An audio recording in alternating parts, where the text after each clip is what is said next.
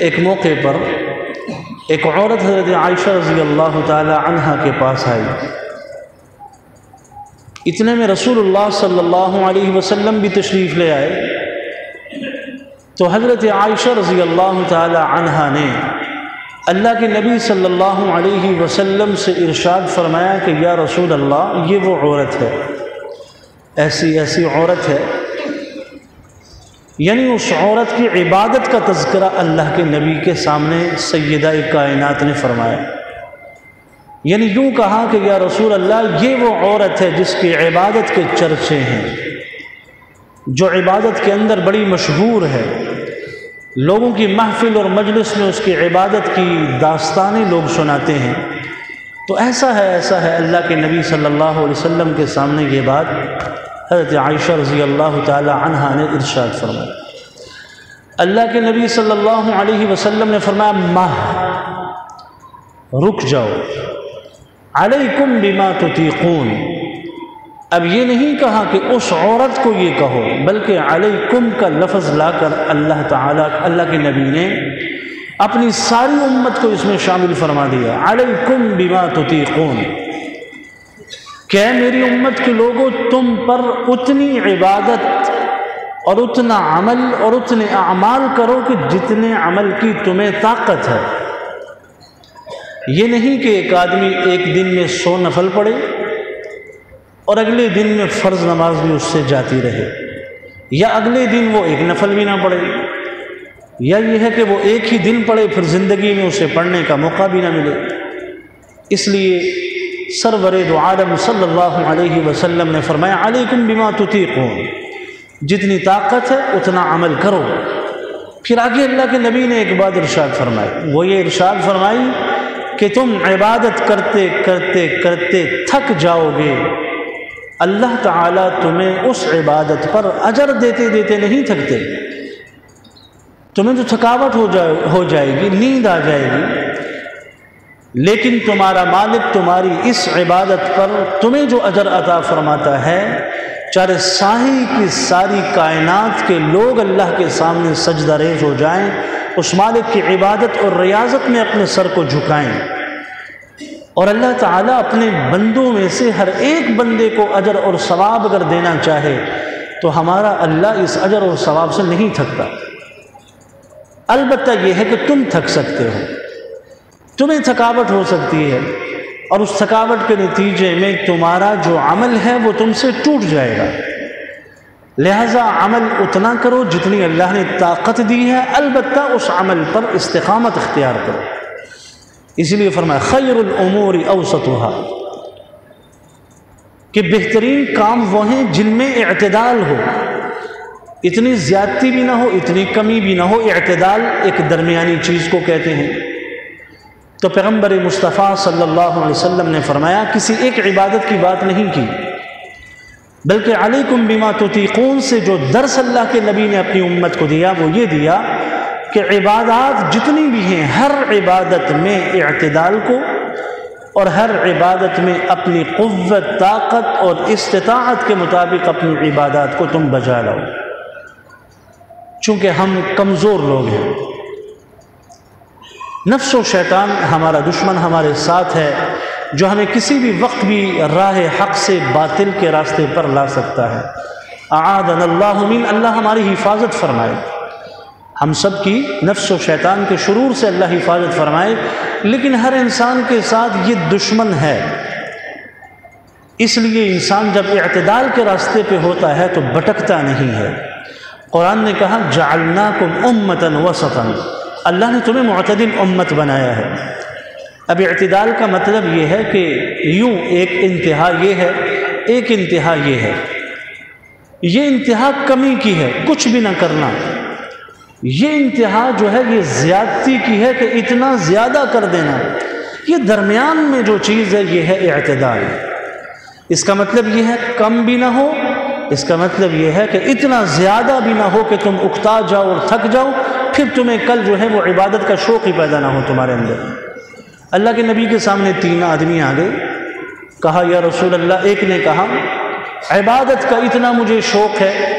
کہ میں ساری عمر روزے رکھوں گا، دوسرے نے اپنے ایمانی اور عبادت کے شوق کے اندر اللہ کے نبی سے فرمایا کبھی شادی نہیں کروں گا۔ تیسرے نے اپنے عبادت کی شوق میں اللہ کے نبی کے سامنے فرمایا کہ یا رسول اللہ میں رات کو سوؤں گا نہیں، میں ساری رات عبادت کروں گا۔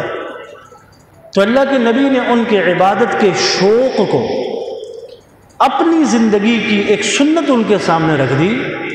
کہ میں نبی ہوں، رسول ہوں، تم سے زیادہ عبادت کرتا ہوں، سب کچھ ہے، لیکن میں رات کے ایک حصے میں سوتا بھی ہوں اور رات کے ایک حصے میں اللہ کے سامنے عبادت بھی کرتا ہوں، میں شادی بھی کرتا ہوں،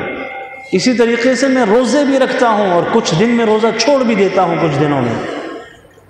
اس اللہ کے نبی صلی اللہ علیہ وسلم نے اپنے ان ارشادات سے ان تین آدمی کو یہ بات سمجھا دی کیا کہ کوئی بھی عبادت ہو، اس عبادت میں جو اعتدال ہوتا ہے وہ اس عبادت کو مستقل کرنے کا ایک ذریعہ ہوتا ہے۔ یہ جب حد اعتدال ہم چھوڑ دیتے ہیں نا، پھر ہم سے اعمال چھوٹ جاتے ہیں، ہم اپنے عمل کی پھر حفاظت نہیں کر سکتے۔ یا تو ہم بالکل تفریط پہ ہوتے ہیں کہ نہ کرنا، یا ہم افراط پہ ہوتے ہیں کہ بہت زیادہ کرنا۔ یہ حد اعتدال ہمارے ہاں نہیں ہے۔ اعتدال یہ ہے کہ جیسے اللہ کے نبی صلی اللہ علیہ وسلم نے اپنی امت کو جس طریقے سے عبادت کا ذوق، شوق، طریقہ، سنت جو بتلائی، امت کے لوگ اس طریقے سے اپنی عبادات کو جو ہے وہ اللہ کے سامنے پیش کریں۔ ویسے تو ہماری عبادات تو انتہائی ٹوٹی پھوٹی عبادات ہوتی ہیں، ہم بدعملی کے ساتھ جو ہے وہ عبادت کر رہے ہوتے ہیں، اور اس کے باوجود ہمارے دل کے اندر یہ ایک جذبہ ہوتا ہے کیا کہ ہم اللہ سے محبت کرتے ہیں۔ کسی سے سوال کریں کہ آپ اللہ سے محبت کرتے ہیں، تو لوگ بڑے یعنی ڈنکے کی چوٹ پہ کہیں گے ہاں میں اللہ سے محبت کرتا ہوں۔ رب تعالیٰ سے عشق اور محبت کے اس دعوے کو ہم کیسے پہچانیں؟ چنانچہ علامہ ابن جریر فرماتے ہیں حضرت حسن بصری رضی اللہ تعالی حسن بصری رحمۃ اللہ علیہ کی ایک روایت کو کہ وہ اللہ کے نبی صلی اللہ علیہ وسلم کی ایک روایت کو نقل کرتے ہیں۔ چند لوگ تھے، انہوں نے دعویٰ کر دیا، اللہ کے نبی کے پاس سے دعویٰ کر دیا، دعویٰ یہ کیا کہ ہم اپنے پروردگار سے بہت زیادہ محبت کرتے ہیں، بڑی محبت ہے ہمیں اپنے پروردگار سے۔ تو چنانچہ اسی وقت جب انہوں نے یہ دعویٰ کیا، اللہ تعالیٰ نے قرآن مجید کی ایک آیت کو نازل فرما دیا، قل ان کنتم تحبون اللہ فاتبعونی۔ اے پیغمبر ان دعویٰ کرنے والوں سے یہ کہہ دیجئے اگر تم یہ دعویٰ کرتے ہو نا کہ تم اللہ سے محبت کرتے ہو، جیسے ہم سب یہ دعویٰ کرتے ہیں ہم اللہ سے محبت کرتے ہیں، اب ذرا ہم میں سے ہر ایک اپنے گریبان میں جھانکے نا، پھر اسے وہ منصف بنائے اپنے نفس کو، پھر اسے یہ پتہ چل جائے گا کہ میں اپنے اللہ سے کتنی محبت کرتا ہوں قرآن کی اس آیت کی روشنی میں۔ اللہ نے فرمایا کہ اے پیغمبر ان لوگوں سے کہہ دیجئے اگر یہ دعویٰ کرتے ہیں کہ ہم اپنے پروردگار سے بہت زیادہ محبت کرتے ہیں، تو اللہ سے محبت کی کسوٹی اور معیار پیغمبر مصطفیٰ کی اطاعت ہے۔ دیکھ لیں،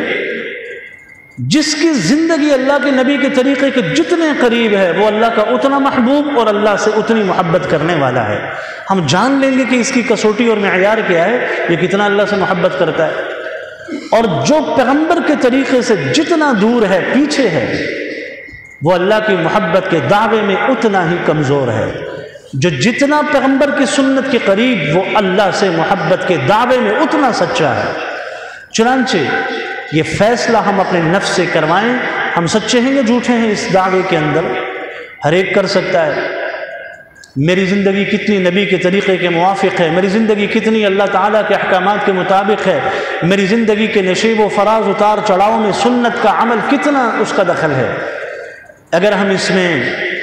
اپنے آپ سے سوال کریں، اپنے ضمیر سے سوال کریں، اپنے نفس سے سوال کریں، ہمیں ایک بڑا اچھا شاندار جواب ہمارا ضمیر اور نفس ہمیں دے دے گا، اور ہم اپنے اس دعوے کی حقیقت کو سمجھ لیں گے کہ ہم اپنے اللہ سے کتنی محبت کرتے ہیں۔ تو یہ قرآن کی آیت نے بتا دیا۔ تو بدعمالی کے ساتھ یہ دعویٰ کرنا کہ میں اللہ سے محبت کرتا ہوں، ہم اپنے اس دعوے میں اتنے ہی جھوٹے ہیں، اس لیے کہ ہماری زندگی بدعمالیوں سے بری ہے، سنت کے طریقے سے ہم دور ہیں، سنت پر عمل کرنے سے ہم شرماتے ہیں۔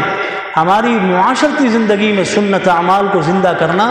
ہم اپنی برادری، اپنی یوں سمجھ لیجیے روایات، اپنی ثقافت کو ترجیح دیتے ہیں اور محبوب دو عالم صلی اللہ علیہ وسلم کی سنت کو ہم ترجیح نہیں دیتے، جس سنت کو صحابہ کرام رضوان اللہ تعالی علیہم اجمعین نے اللہ کے نبی کی اداؤں کو، سنتوں کو کسی بھی مقام پر چھوڑا نہیں ہے، چاہے سامنے دشمن کیوں نہ ہو۔ دشمن کے دسترخوان پر بیٹھ کر بھی حضرت حذیفہ زمین پہ گرے ہوئے لقمے کو اٹھا کر منہ میں ڈالتے ہیں۔ کسی نے کہا یہ کیا طرز عمل ہے، یہ تو بادشاہوں کا دسترخوان ہے، اس دسترخوان اور بادشاہوں کے اس ماحول کے اپنے آداب ہوتے ہیں، تم کیا کر رہے ہو؟ تو انہوں نے کیا جواب دیا تھا؟ اَأَتْرُكُ سُنَّةَ حَبِيبِي لِهَؤُلَاءِ الْحُمَقَاءِ، ان بے وقوفوں کے لیے اپنے محبوب کی سنت کو میں کیسے چھوڑ سکتا ہوں؟ لہٰذا ہم اگر یہ چاہتے ہیں نا کہ ہم اپنے عمل کو محفوظ بنائیں، کہ ہمارا عمل ہماری موت تک ہمارے ساتھ رہے، اچھا عمل، اس کے لیے ضروری ہے کہ ہم اپنے عمل میں اعتدال پیدا کریں، استقامت پیدا ہو جائے گی۔